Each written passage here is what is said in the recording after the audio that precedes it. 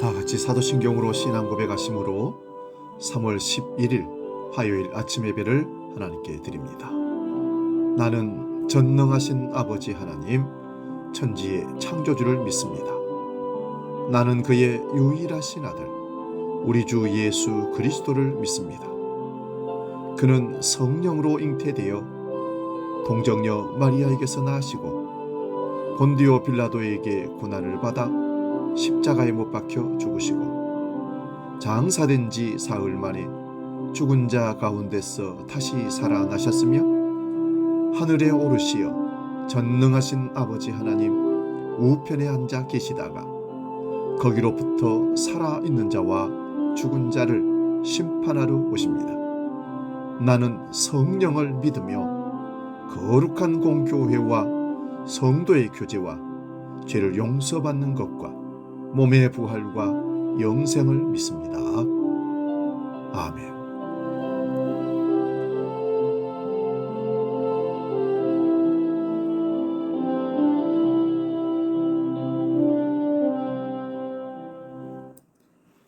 찬송가 208장 내 주의 나라와 함께 찬송합니다.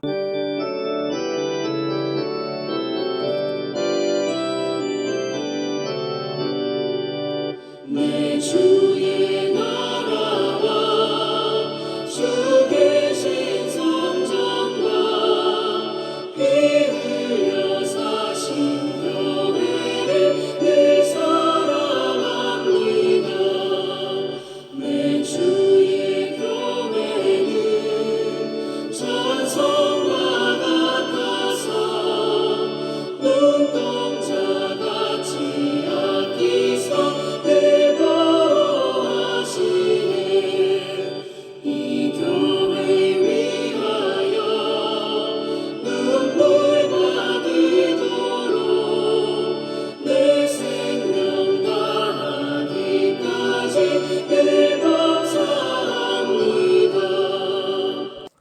오늘 우리에게 주신 하나님 말씀은 신약성경 요한복음 6장 66절에서 71절까지입니다.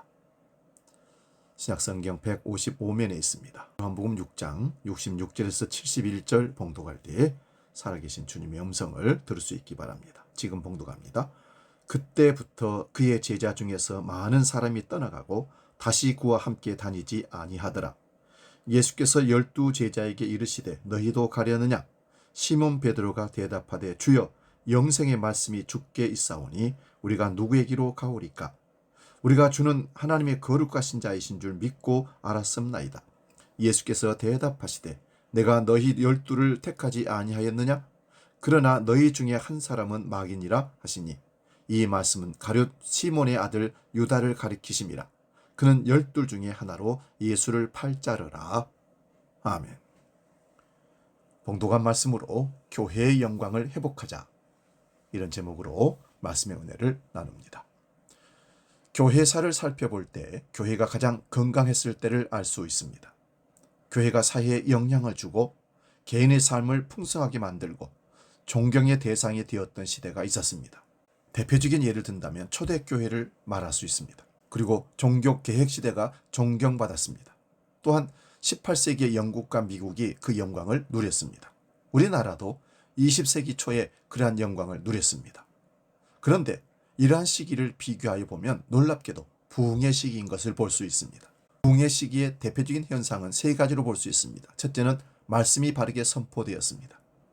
두 번째는 회개의 역사가 일어났습니다. 셋째는 사회의 참여가 일어났습니다. 가난한 일들을 돌아보고 인권이 각성된 것은 바로 부흥의 시기였습니다. 남존여비사상, 빈부귀천, 이런 모든 신분의 타파가 교회 안에서 일어났습니다. 그래서 많은 그리스도인들은 이러한 시대를 지금도 소망하는 것입니다. 그런데 우리의 현실을 보면 참으로 안타까운 모습을 보게 됩니다. 많은 사람들이 교회 위기라고 말하고 있습니다.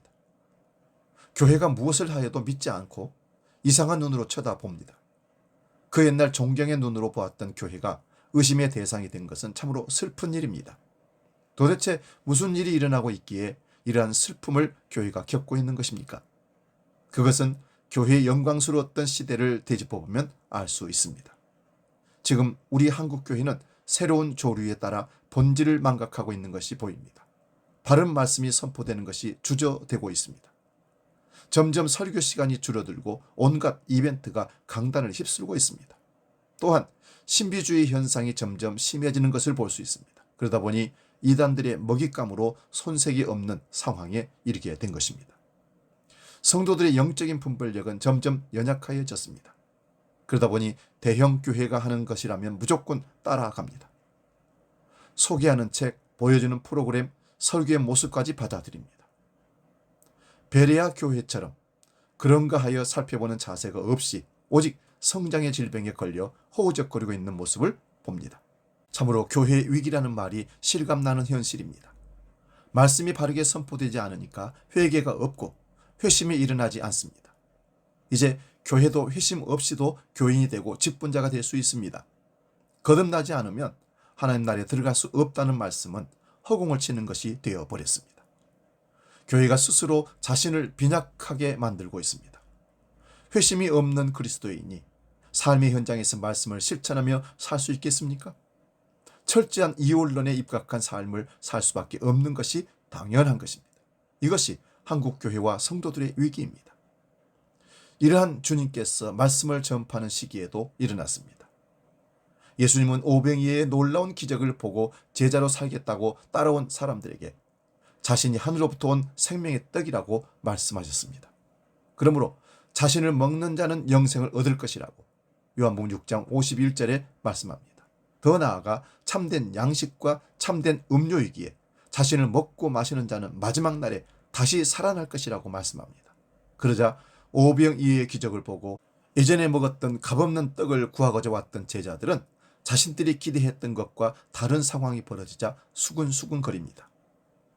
주님의 말씀이 이들에게 걸림돌이 된 것입니다. 하나님의 아들이 주는 말씀이 오히려 걸림돌이 되는 상황이 된 것이죠. 이들은 예수님의 말씀을 듣고 따를까 말까 고민하고 있었습니다. 그때 주님은 자신이 택하신 12 제자를 향해서 말씀합니다. 너희도 가려느냐? 이 말에는 주님의 단호함이 있습니다. 누구든지 주님을 떠날 수 있기 때문입니다.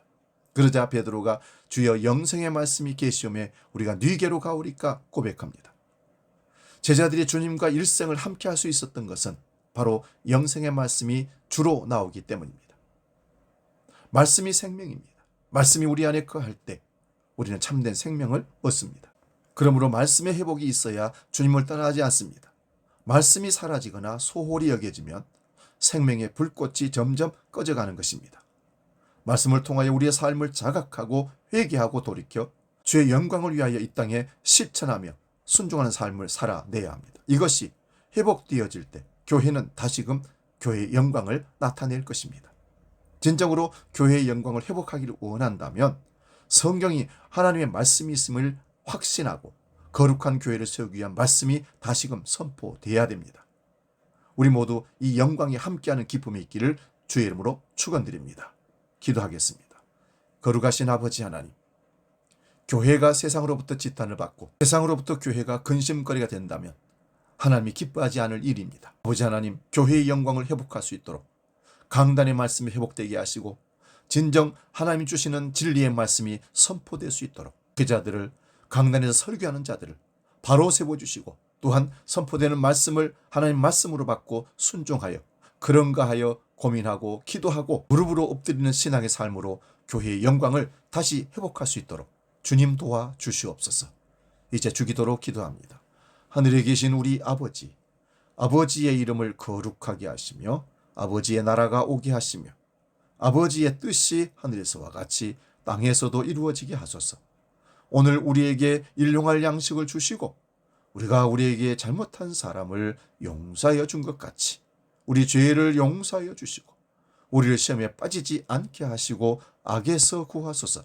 나라와 권능과 영광이 영원히 아버지의 것입니다. 아멘.